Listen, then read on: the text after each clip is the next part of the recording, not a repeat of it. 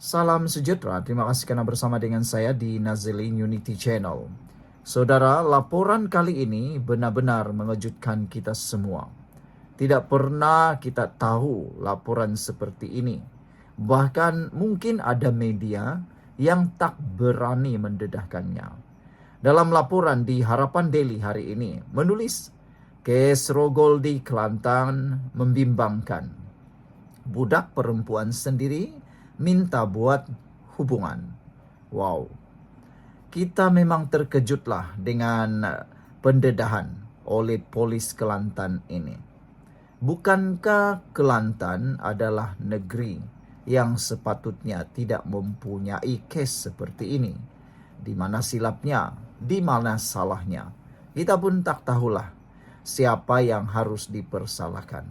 Saya yakin semua ini bermula daripada perkara paling basic, yaitu ajaran di rumah.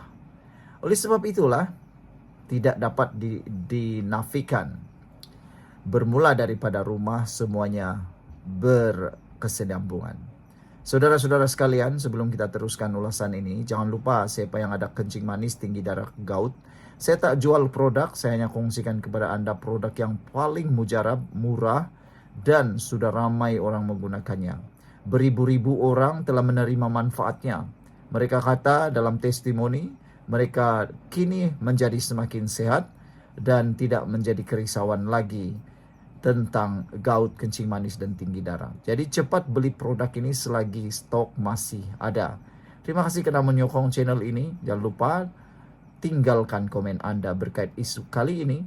Kes rogol di Kelantan membimbangkan. Budak perempuan sendiri minta buat hubungan. Polis Kelantan mendedahkan kes rogol dan sumbang mahram di Kelantan semakin membimbangkan dengan kebanyakan kes adalah suka sama suka. Menurut Ketua Polis Kelantan, Datuk Muhammad Yusuf Mamat, terdapat satu tren di mana budak perempuan akan mencari lelaki untuk mengadakan hubungan intim. Bagi saya, kes rogol dan sumbang mahram sangat membimbangkan.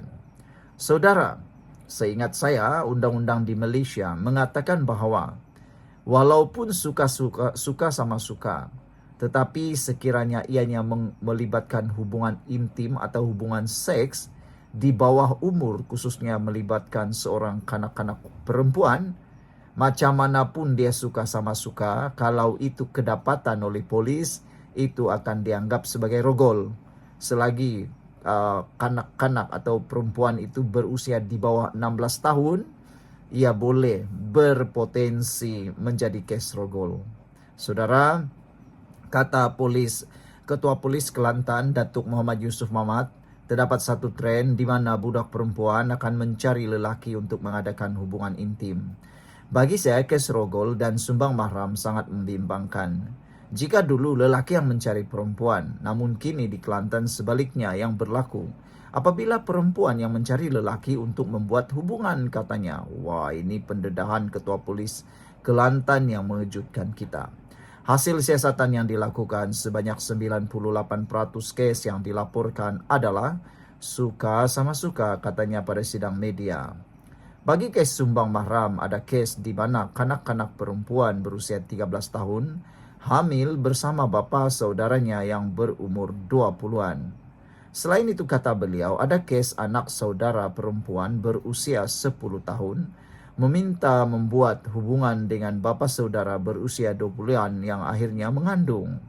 Ada juga kes di mana lelaki berusia 11 tahun membuat hubungan dengan sepupu perempuan berusia 11 tahun sehingga mengandung. Lebih tragik, remaja perempuan bawah umur namun membuat hubungan sehingga dengan 5 lelaki kongsinya lagi. Muhammad Yusuf berkata perkara ini tidak boleh dipandang remeh kerana kesemua kes rogol yang dilaporkan adalah suka sama suka, bukannya paksaan. Apa yang paling menyedihkan, katanya, ada ibu bapa yang tahu anak perempuan mereka yang di bawah umur ini membawa balik lelaki ke rumah dan masuk ke dalam bilik. Justru ibu bapa dinasihatkan supaya memantau anak-anak mereka, terutama penggunaan telefon serta pergaulan yang terlalu bebas. Ujar beliau, pihak sekolah dan masyarakat setempat juga diingatkan untuk sentiasa memantau kanak-kanak di bawah umur ini. Sekian dulu untuk kali ini, jangan lupa tinggalkan komen Anda. Salam sejahtera, terima kasih karena bersama dengan saya di Nazilin Unity Channel. Selepas kes Abang Belon hampir selesai, kini tiba pula satu lagi isu. Apabila seorang lelaki berusia 57 tahun cuba mengugut penguatkuasa di BKL. Inilah yang dikatakan sebagai faktor ataupun kesan daripada perkara yang telah pernah berlaku.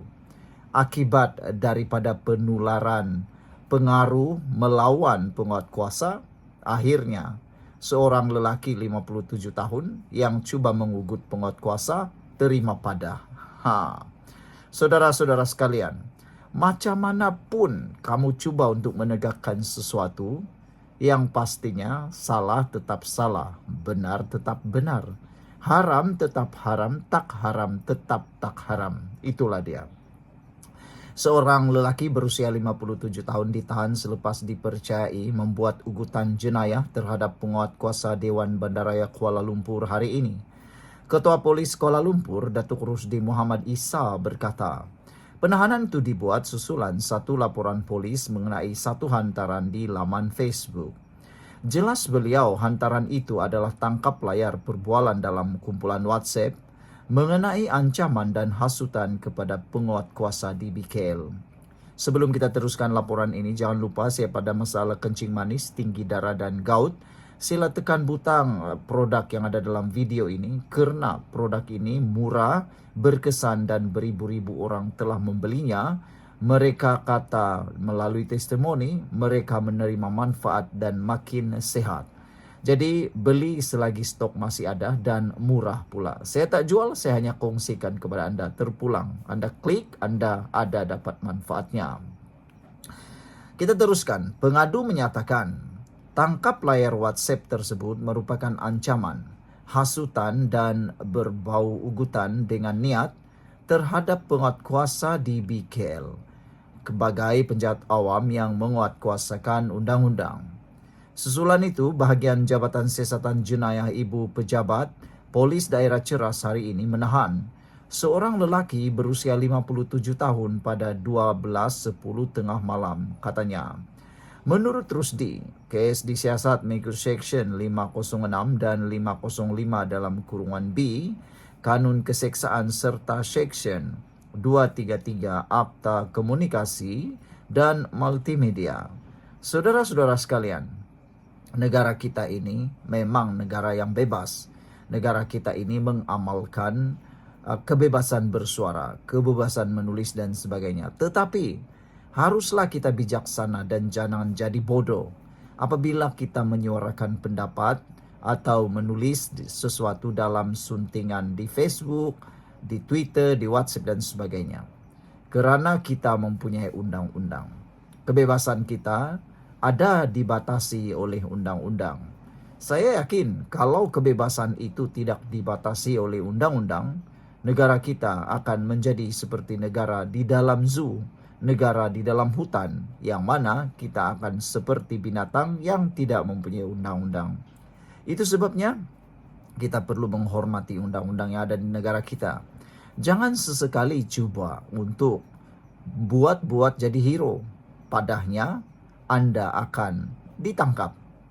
Jadi lelaki berusia 57 tahun ini terima pada apabila cuba mengugut penguatkuasa di BKL. Saya rasa semuanya ini ada kaitan dengan kes-kes yang sedang panas membabitkan di BKL. Sekian dulu untuk kali ini. Jangan lupa tinggalkan komen anda.